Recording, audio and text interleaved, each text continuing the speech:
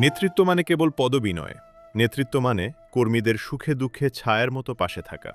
যার প্রমাণ আবারও দিলেন পাবনা ৩ আসনের মাটি ও মানুষের নেতা, দেশবরেণ্য কৃষিবিদ হাসান জাফির তুহিন।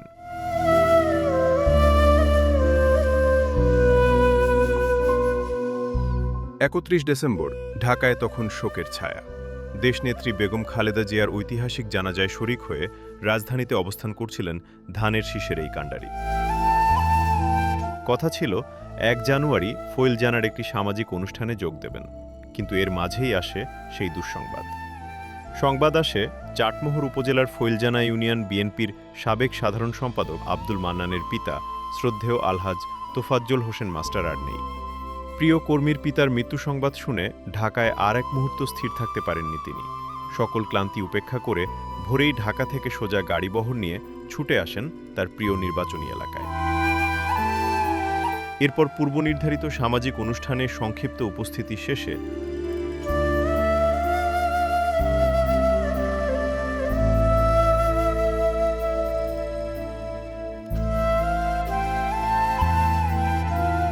বিকেল ৩:৩০টায় তিনি পৌঁছান বিএনপি নেতা মোহ আব্দুল মান্নানের বাড়িতে।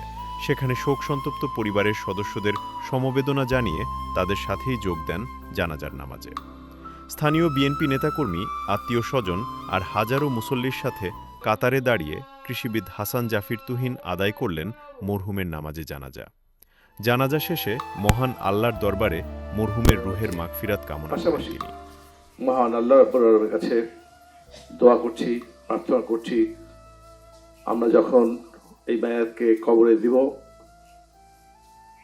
কবরে যাওয়ার সঙ্গে সঙ্গে যেন মহান রব্বুল আলামিন তার কবরকে বেহেশতের টুকরা পরিণত করে। পরম মমতায় পাশে দাঁড়ান স্বজনহারাদের, যিনি কেন্দ্রের ডাকে যেমন অবিচল তেমনি তৃণমূলের কান্নাতেও বিচলিত। তিনিই তো প্রকৃত জননেতা। চাটমোহর, ভাঙ্গুড়া ও ফরিদপুরের মানুষের হৃদয়ের স্পন্দন কৃষিবিদ হাসান জাফির তুহিন।